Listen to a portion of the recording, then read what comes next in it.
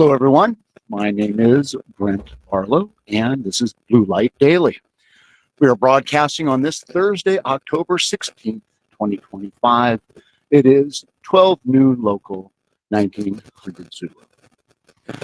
We believe in the importance of public debate and the requirement of civility, the necessity of education and the strength of knowledge, the value of coming together, and the power of collaboration. Before we begin, we pause to reflect and focus on our work. Breathing in deeply, aligning with intention, dreaming the I'm possible. Assisted by ancestors, powered by providence, rooted in reverence. The words spoken, the path clear, the way cool. Let us build what is worthy. Let us remember the dream forgotten.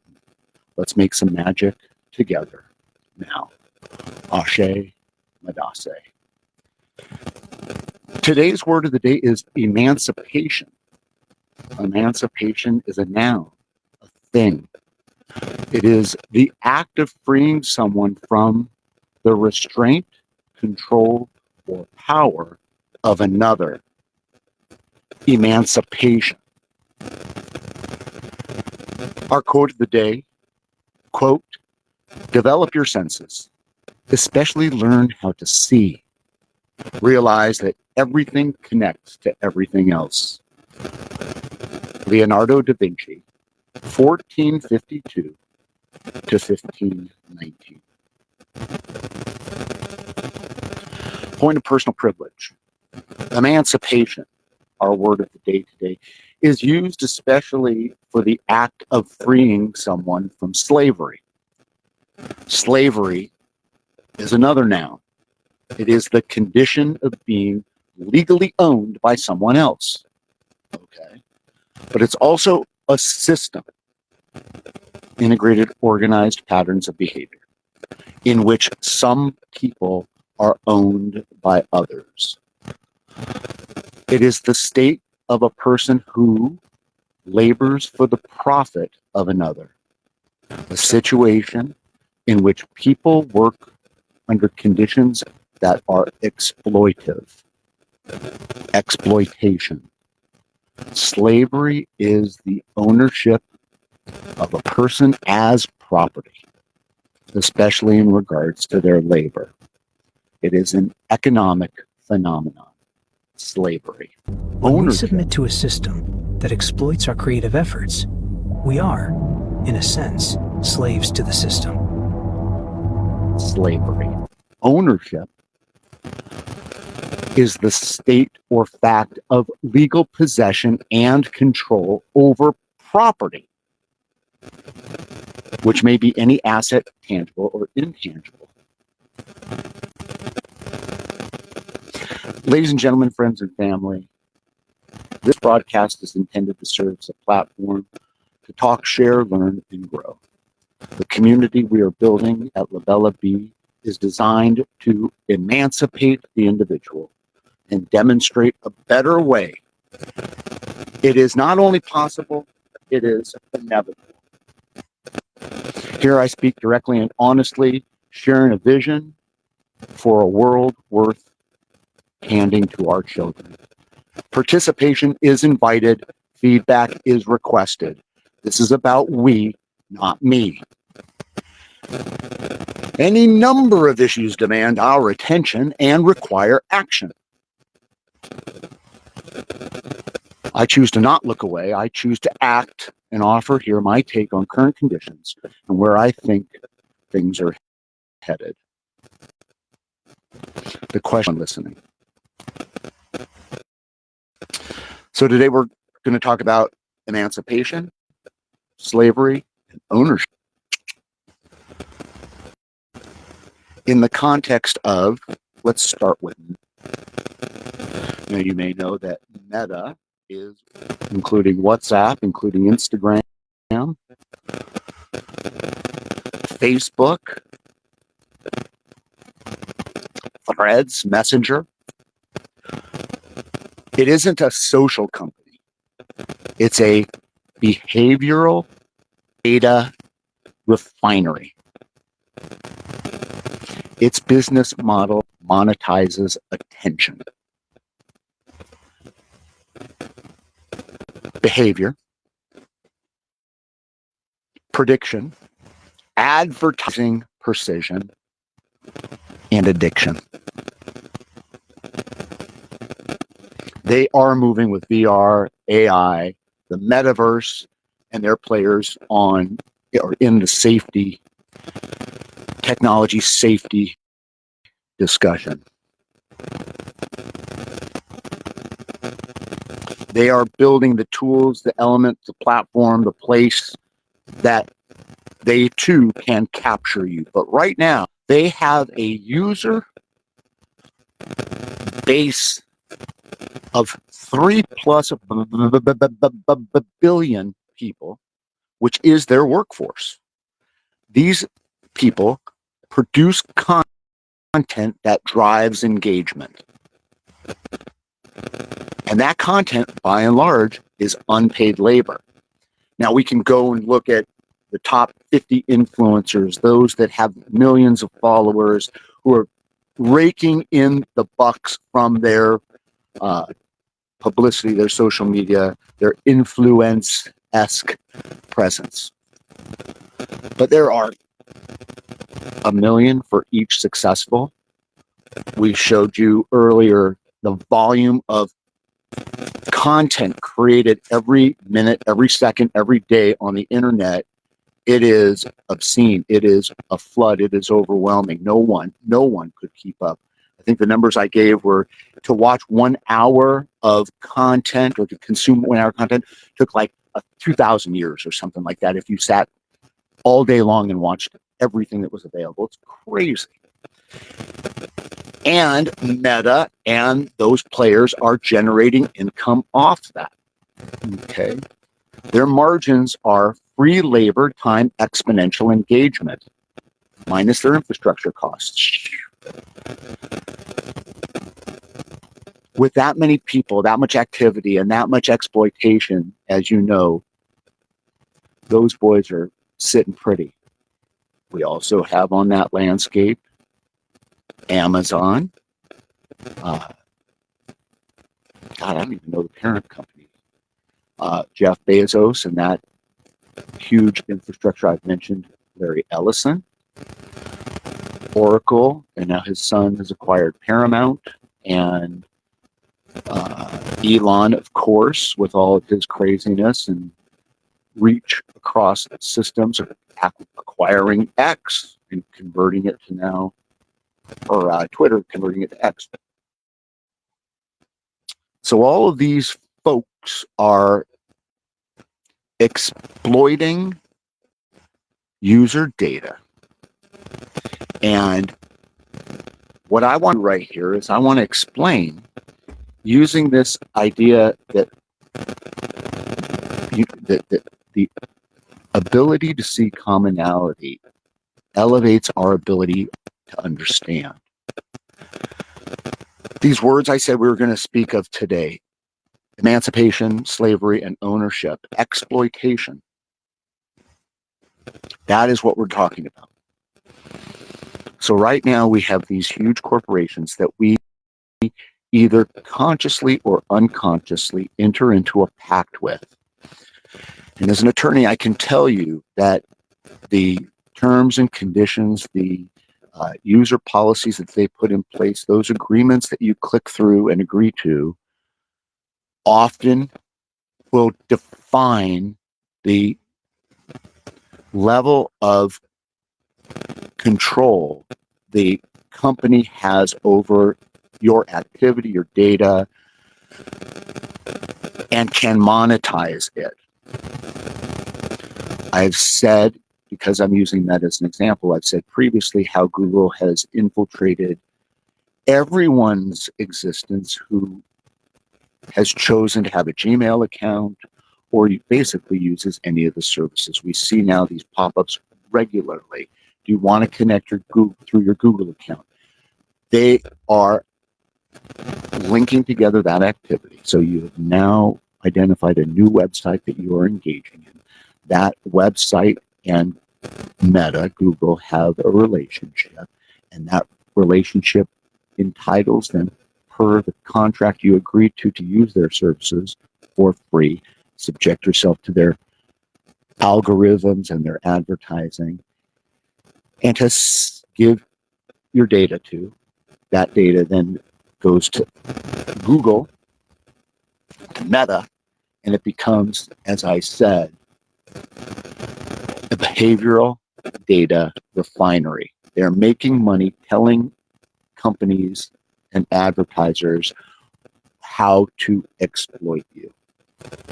Their business model is predicated on user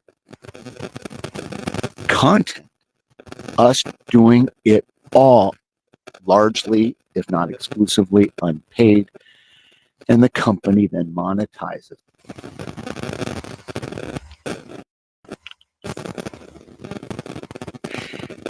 The most frustrating thing is it's so easy to fall into the acceptance of the reality. It's conscious ignorance or kind of a fatalistic attitude. What's the difference? The reality is every click we come closer to a complete surrender of our sovereignty.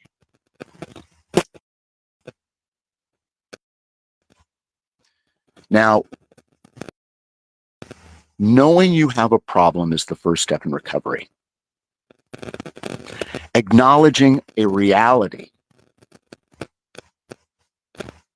or let me say it differently. Until the reality is acknowledged, we are impotent to affect it. If we don't know it's a problem, how are we going to treat the problem? But now, knowing that this is the situation, the question is, what do we do? How do we respond? Fascism Now, is the cult of the leader who promises national restoration in the face of supposed humiliation by immigrants, leftists, liberals, minorities, homosexuals, women, in the face of what the fascist leader says is a takeover of the country's media, cultural institutions, schools by these forces. And that's why you need a really macho, powerful, violent response. The fascist leader says he will solve the problem. Fascism is right-wing by nature. It's based on ultranationalism. However, you can have ultranationalist movements that are ultranationalist movements of minority groups. There is left-wing authoritarianism. There are bad things on the left. Stalin killed many, many people. Mao killed many, many people. These are terrible figures. But not all terrible things are fascist. Fascism is a very particular ideological structure. When thinking about fascism, you can't think about these individual elements in isolation. They come as a bundle. My name is Jason Stanley. I'm the Jacob Urowski Professor of Philosophy at Yale University and the author of 5 books, most recently, How Fascism Works, The Politics of Us and Them. We forget that many fascist regimes started off as democratic political parties. We forget that Hitler, the Nazi party, ran in an election. Fascist parties start as fascist social and political movements before they come to power. So it's important to see that these tactics occur even in societies that do not have a fascist regime. All nationalism involves a mythic past. So you can say, look, we're Polish people who spoke Polish and were sheep herders, and another bunch of Polish people who were fishermen. You can talk about how things were wonderful when we were all Polish together. That's a fine mythic past. But then there's the fascist mythic past. In the past, we were great. Wherein did our greatness consist? In our military. And in the past, the dominant racial group ruled over others. And then the fascist leader says, that has been taken from you by the leftists and communists. They want to weaken our military. They want to weaken our greatness. Propaganda is ubiquitous, and everyone uses propaganda. In political propaganda, your main message is something other than the information you're conveying. Fascist propaganda is a very particular structure. It's based around a friend-enemy distinction. The political opponent, they are a merciless threat to your very existence and your traditions. They are the other. When they are in charge, it subverts the nation. So the structure of fascist propaganda is based on the idea that the other are fundamentally opposed to the nation. As Hitler says in Mein Kampf, science is only useful insofar as it strengthens the nation. Fascism is a cult of the leader. It involves the leader setting the rules about what's true and false. So any kind of expertise, reality, all of that is a challenge to the authority of the leader. If science would help him, then he can say, okay, I'll use it. Institutions that teach multiple perspectives on history in all its complexity are always a threat to the fascist leader. The center of democracy is truth. You're not free if you've been lied to. Nobody thinks the people of North Korea are free. The people of North Korea will vote for dear leader every time because they've been lied to. It's not a free vote because they don't have access to the truth. Equality, similarly, requires truth. Because equality in democracy doesn't mean we all have the same amount of money. It doesn't mean we all have the same car. It means political equality, that each of our voices matters the same. And political equality means speaking truth to power. If someone really powerful is humiliated when they're caught lying, that's the core of political equality. So if you're going to rip the heart out of democracy, you get people used to lies. Here's a fact about humans. We all pretty much suck to the same degree. One group of us is not better than another group of us. Hierarchy is central here because it's the big lie at the center of things. What is racism but one big lie? Racism is a lie that one group is better than another. You're told this religion is better, this race is better, this gender is better. It's really a moral claim, has more moral worth. And then once you have hierarchy set up, you can make people very nervous and frightened about losing their position on that hierarchy. Hierarchy goes right into victimhood because once you convince people that they are justifiably higher on the hierarchy, then you can tell them that they're victims of equality. German Christians are victims of Jews. White Americans are victims of Black American equality. Men are victims of feminism. Once you convince people that they should be better, that they have earned a position on the hierarchy over others, then you can tell them that equality is actually victimhood. Loyalty to the dominant group means law-abidingness, and the minority group is by its nature not law-abiding. Law and order in fascist politics means the members of the minority group who accept their subservient role, they're law-abiding, and the members of the dominant group, by their very nature, are law-abiding. By definition, the leader can't violate law and order. So law and order doesn't mean justice. Law and order doesn't mean equality. Law and order structures who's legitimate and who's not. Everywhere around the world, no matter what the situation is, in very different socioeconomic conditions, the fascist leader comes and tells you, your women and children are under threat. You need a strong man to protect your families. They make conservatives hysterically afraid of transgender rights or homosexuality, other ways of living. These are not people trying to live their own lives. They're trying to destroy your life, and they're coming after your children. What the fascist politician does is they take conservatives who aren't fascist at all, and they say, look, I know you might not like my ways. You might think I'm a womanizer. You might think I'm violent in my rhetoric, but you need someone like me now. You need someone like me because homosexuality, it isn't just trying for equality. It's coming after your family. Fascist movements typically, though not invariably, rest on an urban-rural divide. The cities are where there's decadence, where the elites congregate, where there's immigrants, there's criminality, there's Sodom and Gomorrah. In the city, there's not real work. The pure, hardworking, real members of the nation live in the rural areas, where they work hard with their hands. When our politicians talk about inner-city voters or urban voters, we all know what they mean. Arbeit macht frei, work shall make you free. This was written on the gates of Auschwitz. The idea is that the minority group, they're lazy, and they need to be made to work. Free labor. The minority group and the leftists, they're lazy by their nature, and it gives them a work ethic. Labor unions are run by communists who are trying to make things easier. Hard work is a virtue. In liberal democracy, we don't value people by how hard they work. What would happen to disabled people who can't work? They would then have no value. It's why the Nazis had the T4 program to murder the disabled, because the disabled were lebensunwertiges Leben, life unworthy of life, because to be valued was to be capable of hard work. Each of these individual elements is not in and of itself fascist, but you have to worry when they're all grouped together. When honest conservatives are lured into fascism by people who tell them, look, it's an existential fight. I know you don't accept everything we do, you don't accept every doctrine, but your family is under threat. Your family is at risk. So without us, you're in peril. Those moments are the times when we need to worry about fascism. What do we do? How do we respond? Now, I can only speak for myself, and this is my declaration of action.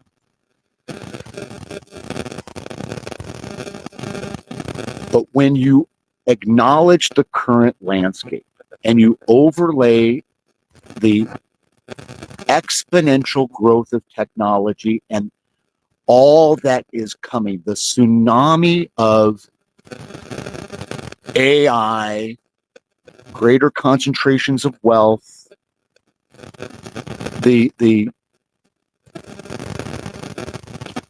reality is one that you will either decide I will be taken out with the wave and just ride along, or I will harden my position and I will take some action to insulate myself from those negative impacts.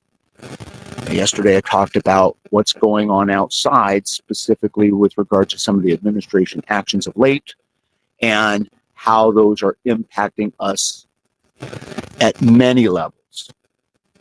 And the reality is that the community being contemplated, being built, that you are invited to join at Labella B is not necessarily immune from those influences, the impact of that reality. But it gives us a place to organize, to share, and to become powerful.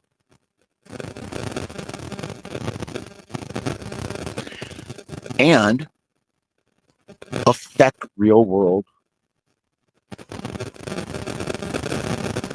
reality. The ability of the collective to go out and rally support, be loud, get the message out, demonstrate that there is a better way, one where civility is respected, one where facts matter more than opinions, where people listen to understand rather than to respond.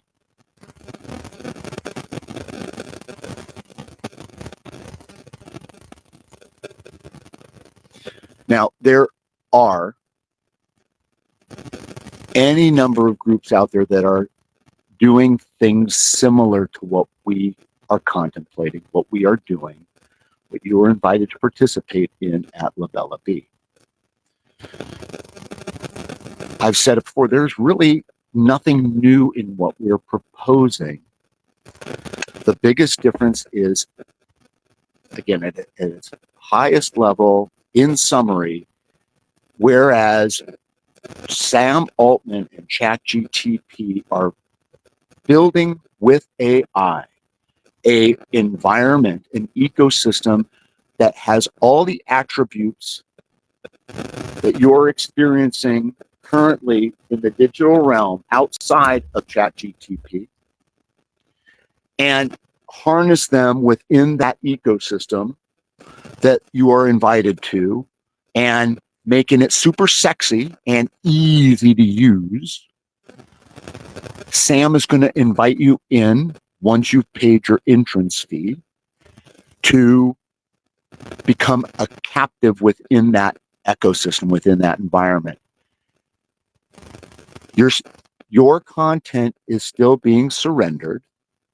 You are now having to pay whatever Sam wants to charge, and you are essentially subject to whatever influences the masters want to exert. You are a serf, S-E-R-F, in their fiefdom. And Sam wants to be king in this metaverse digital realm. His competitors are those guys I mentioned earlier. And while I'm not going to get into it, I will make the declaration that Trump is actively pursuing policies, procedures, and taking action to benefit himself, his family, and his friends with regard to, did you know that Trump now is the largest private holder of Bitcoin? Bitcoin is more valuable than it's ever been. However you feel about Bitcoin, it's volatile. And here's another perfect example. During the No Kings rally this weekend, while people are exercising their constitutional right to assemble and express themselves, Trump uses the bully pulpit and social media to launch a disgusting meme targeting those claiming that they're being unpatriotic. So the difference is you're captive here with Sam and OpenAI, and what we're proposing at Labella B is, if you will, a decentralized democracy, an open system, a place where aligned individuals doing the same thing that Sam and everyone else is doing with AI to create a better world. Okay. Now, let's look at some of the stuff that's going on in the world of AI. I've shared with you how here's a story about a group of high schoolers in New York have put together a business for streetwear. And they have done it all with AI. They are basically basketball. They're at a academy for kids, and it focuses on basketball as the unifying element to teach these kids, to empower them. And these kids decided to put together this business plan, leveraged AI, and now they're getting this thing funded. Cool beans. Here is just what happens to be in front of me right now. These are 20 websites that feel illegal to even know. And every single one of them leverages or purports to leverage AI. Each of these ones has a paywall. And each of these functions that each of these various websites perform is something that is easily replicatable. Okay? So, for example, durable.com, an AI website builder. Okay, Lamar and I have built everything you see at labellabee.com, weebee.cool, and coollikethat.com. So, Poe.com, the best AI all in one place. Great. A video generator, an AI video generator, text to speech. I was listening to This American Life with Ira Glass earlier, and he mentioned the Zoom founder and CEO, Eric Yuan, who has come out publicly and basically said, yeah, man, I send my replicant, he's created an AI agent that duplicates himself, and he sends that to Zoom meetings that he doesn't want to attend. So that instance of AI, that essentially customized chatbot, engages in the discussion as Eric, and then summarizes, reports back what actionable items were discussed, filtering out the irrelevant. And he has declared, the founder and CEO of Zoom, that this is happening, and within a few years will be commonly occurring. So this is all to say that everything that exists is, and everything that Sam is doing with OpenAI, Meta has a huge advantage having been entrenched. OpenAI has a huge advantage because of how much money they're losing on a monthly basis. There is so much money out there. And all these guys are trying to chase the same thing. And what we're proposing is the same. We want to get in the same race. Okay. Now, there are digital rights and humane tech groups out there like Electronic Frontier Foundation, Center for Humane Technology, Humanity AI. There is open source, open knowledge, creators' rights, and commons like Creative Commons, which has been around for a while and leading the charge in this regard. So a lot of things are happening right now. These kids are doing the streetwear, all these 20 illegal websites, jobhire.com, whatever that was I mentioned last week, a couple weeks ago. There are any number of opportunities. Again, that we're building at Labella Bee is attempting to leverage these things.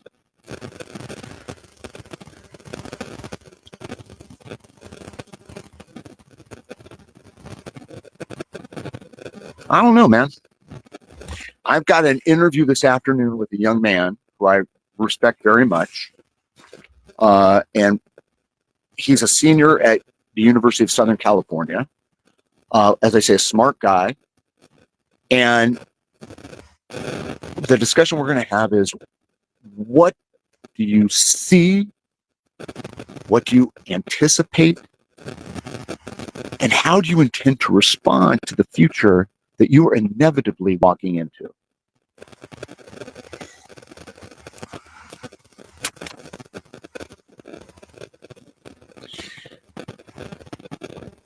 I'm going to, I guess, bring it home with this.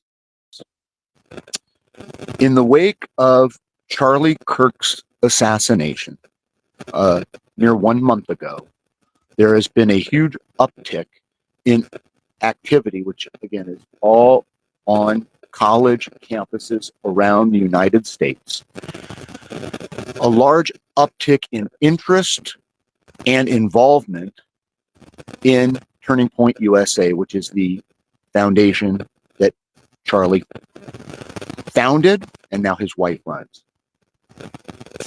They promote a generally accepted, largely conservative message. They are, if you will, more traditionalists than progressive. They believe in a number of things. You can check it out yourself. I'm not going to get into that right now. But the response has been tepid at best.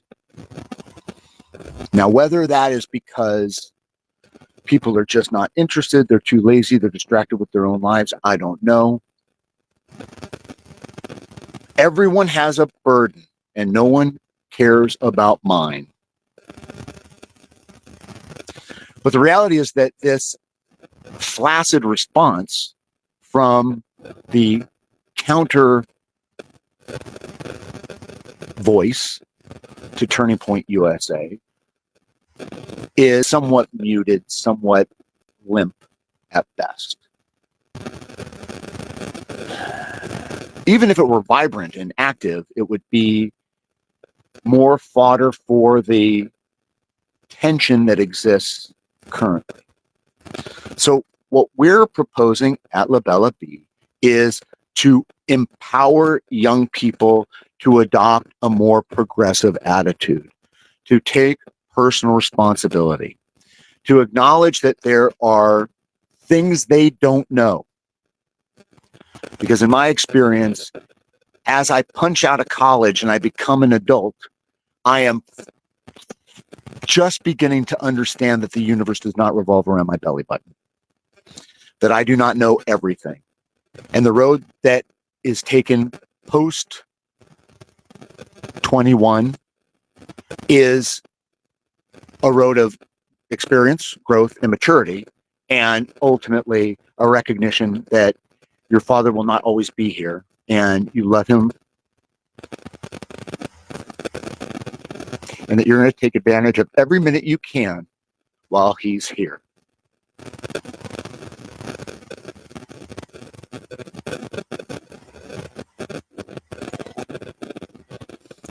And that's just to say that